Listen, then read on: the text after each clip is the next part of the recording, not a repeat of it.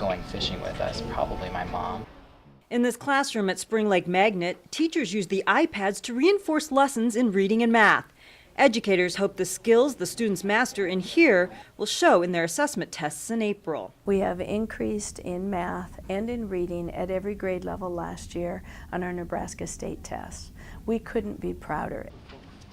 But Assistant Superintendent for Omaha Public Schools, Dr. Renee Kerberg, admits the district still has a ways to go to meet the numbers dictated by the U.S. Department of Education's No Child Left Behind law. So what did Mom say? Be careful when you play in the lake. According to the mandate, more than 80% of kids in the state's public elementary, middle, and high schools have to pass the reading and math sections this year. The stakes are high.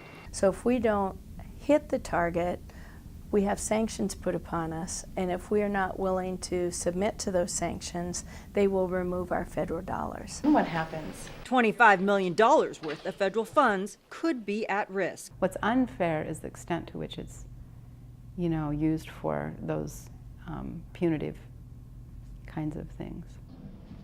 Susan Johnston understands the pressure districts are facing. Next year, all students have to be able to pass the Nebraska State Accountability Tests.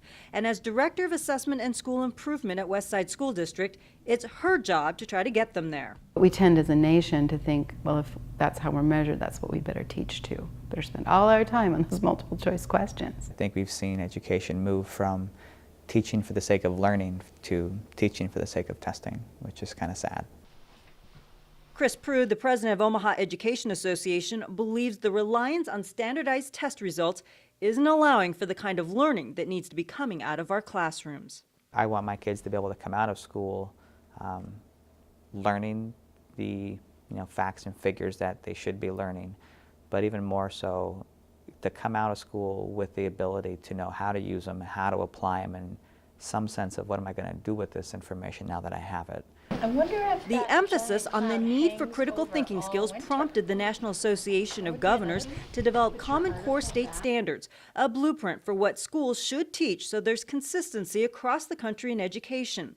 Adopting them has come with a big benefit. At least 44 of the states have obtained waivers that exempt them from the conditions of No Child Left Behind. Nebraska is one of the last holdouts. It allows, it puts us in a position where we're not realigning our curriculum, our new materials, our textbook purchases with the Common Core standards as quickly as what other states are. the expectation that a set of standards will change everything. Again, here's another set of standards. And, we've seen a lot of that in education. Quote from the book. Ultimately, the final decision will come from the state level. Educators all agree a new assessment test, however, won't make unrealistic expectations any more attainable. We can't have equitable educational outcomes if we're also willing to allow for poverty to exist in such huge disparity in our country. It would be like saying to all of our federal senators, each one of you are going to run the 50-yard dash in the same amount of time, regardless of your arthritis, your age, your ability. Terrific. Can you make They want the tests to be one part of a bigger picture when it comes to our children's academic achievements. teach kids to be confident in math and reading and writing, to be able to do those things well, and we believe the test will take care of itself. Where the emphasis is on empowering every student to reach their full potential.